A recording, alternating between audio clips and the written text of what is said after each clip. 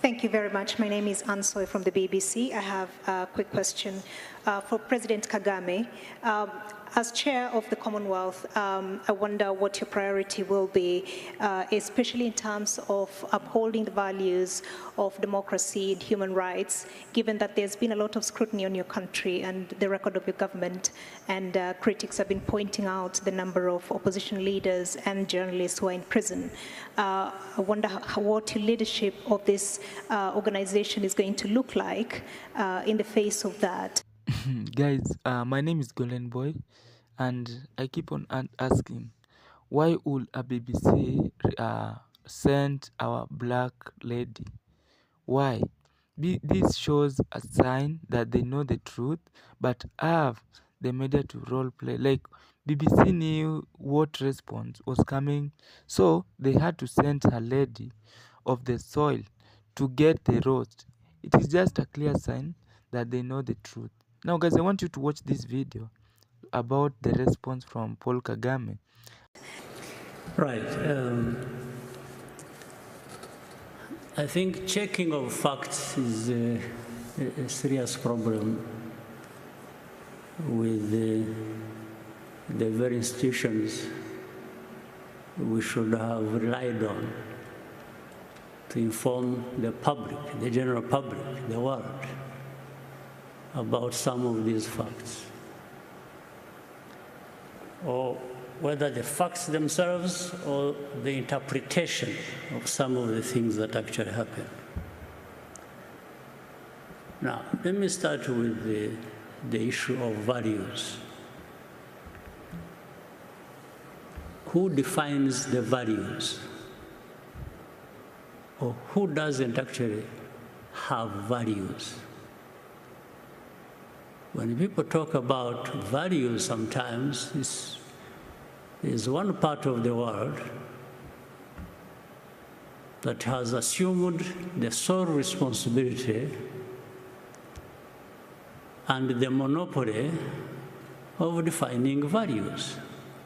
So the rest of us have no values. We've just to keep learning from these ones who define the values. And by the way, the danger also is, it doesn't matter how long you take learning, you will never qualify. You will just always be branded somebody who has no values or who comes from a place where there are no values. So I want to put this case clear. Those from the north who always assume where BBC comes from, who always think they are the face of values, the rest have to follow. It's a big mistake. It's not true. We have values too. We here in Rwanda, in Africa, we do. No question about it. Second, there are some of these problems we have had in our continent, in Rwanda. Those from the north who define or want to define values have been part and parcel of these problems we have been facing.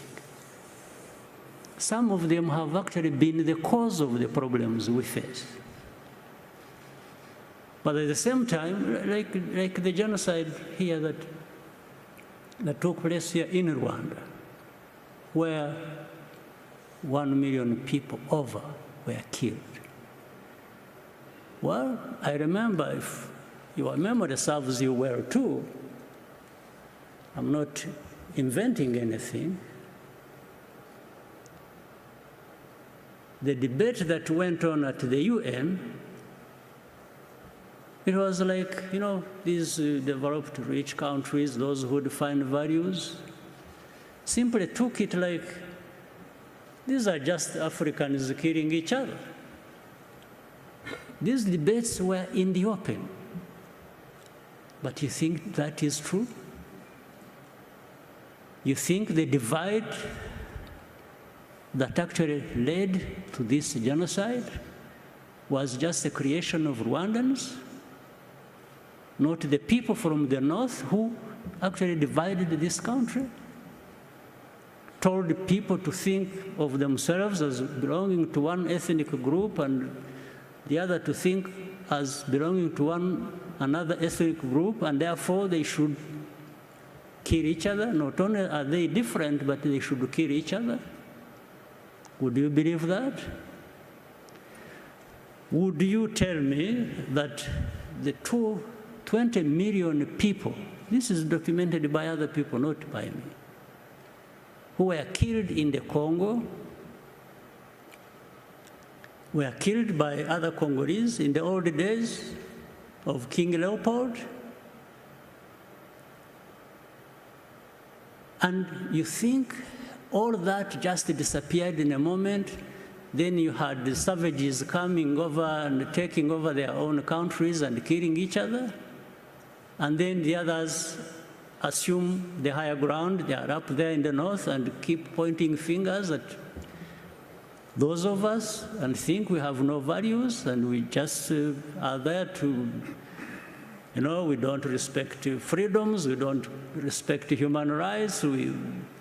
Sure, you think so? BBC, you think so? You take time, you broadcast, and from morning to evening, this is literally just abusing people. You're abusing Rwandans, you're abusing Africans, values. What values do you know, my dear sister, on behalf of BBC? So I want to assure you, there is nobody in the BBC or anywhere else thereabout who would be holding values better than we do here in Rwanda. Except if we just want to cover up the mistakes of the same people who want to define these values for us. Or really tragic mistakes of things they have caused. So when you are saying that, you may tell somebody else, people who don't have time to think or who don't have a history where they have struggled with these complications, yes, they will. But here, those of us who have faced what we did, who have gone through what we did, we take our responsibility. Of course, genocide could not have happened just on the hands of others who brought it to us. No. We, Rwandans, have a responsibility. We have our share of the blame for it. But there are others who should take responsibility for that. So I just want to let you know that these issues of upholding values and so on, as far as I'm concerned, as I know, as far as Rwandans are concerned, we don't need any lessons from BBC or from anyone. I tell you this with firm conviction. So, democracy or people in prison you're talking about, there is nobody in Rwanda who is in prison that should not be there, because you have a justice system that is actually functional and is fair. Let me tell you something instead. Actually, there are people who are not in prison who should be there. There are no people who are in prison that shouldn't be there, but there are people who are not in prison who actually should be there. And I'll explain to you if you want. I know, for example, I've been seeing journalists writing all kinds of things. Take somebody, praise her or him, and make them champions of all kinds of things. That's fine. I wish these people are making them champions of their own situations, if they wanted them, but not of our situations. And I give you some details. And what I meant when I said what I said. Take an example who is always written about, and people who have been here even during this Chogam, and they were visiting. There's a woman called Ingabire Victoire, whom BBC and others want to always sing about being the face of the opposition. Okay, fine. And this is one I was referring to. She's not in prison now, but should be in prison now. She was in prison. She committed a crime for which she was tried in the court of law. She was actually sentenced and imprisoned. The government, the president, under the prerogative of the masses, president has that powers. Actually, this woman was released from prison before she served her full sentence.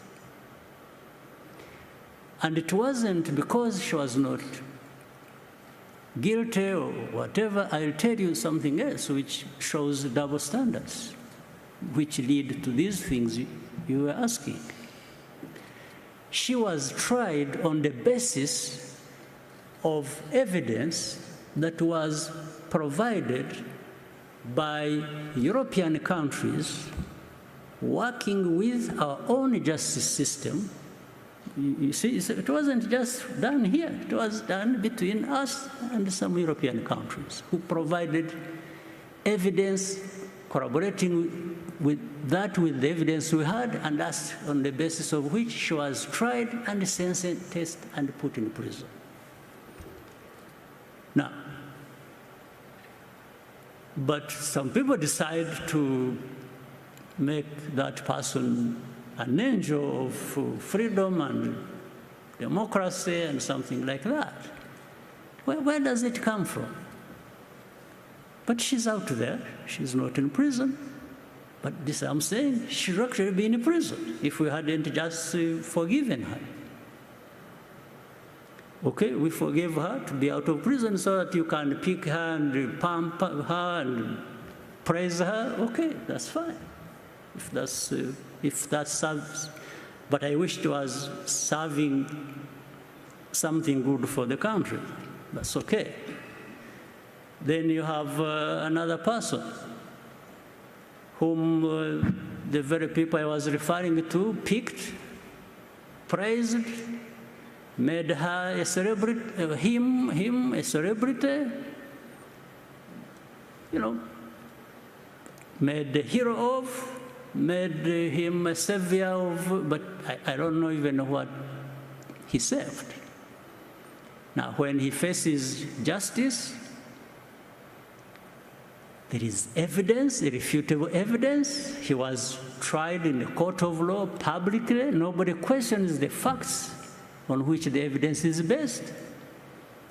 But then say, no, you see, this one is, a critic of the president. No, you first answer these facts before you talk about your things that you want to use. And in fact, this person committed this crime with many others. There are about 21 people in the same case, all of them who pleaded guilty and are implicating this person, and this person was at one time their leader. These are people who were armed, waged violence against families of Rwandans. People were lost their lives. There are victims there.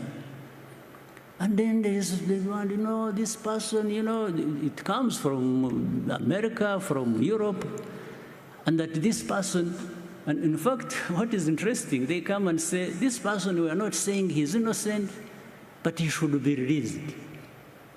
And then we ask them and say, okay, if you think he should be released, How about these others who are co-accused with this person who are also in prison? So in other words, they are saying, this person is special. We've made him special, so you should not question that. And then we say, okay, fine. How about the victims? The very people, families that lost their people on the hands of this person.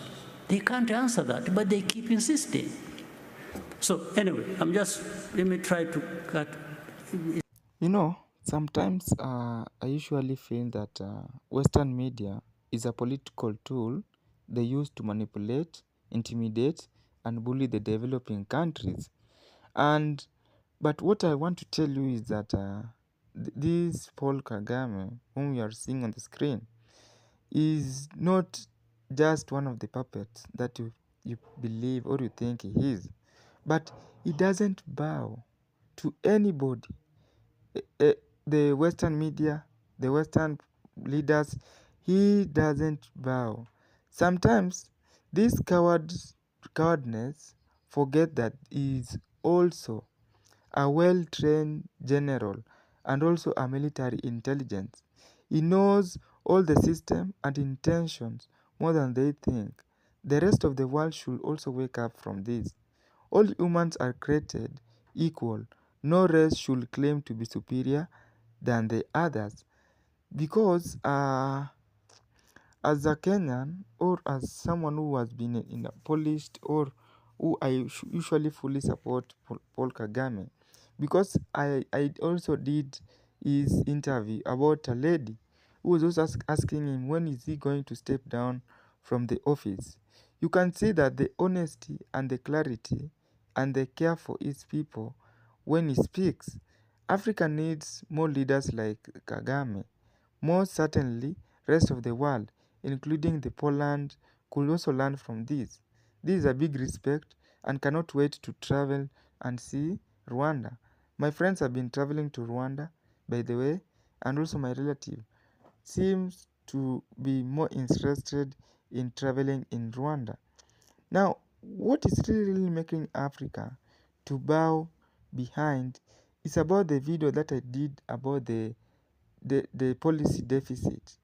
Like, why would Africa will be in a deficit? Like the Western media or the Western world has made Africa to be in a deficit situation where they lack agriculture, they lack minerals, they lack their economy over relies on the Western.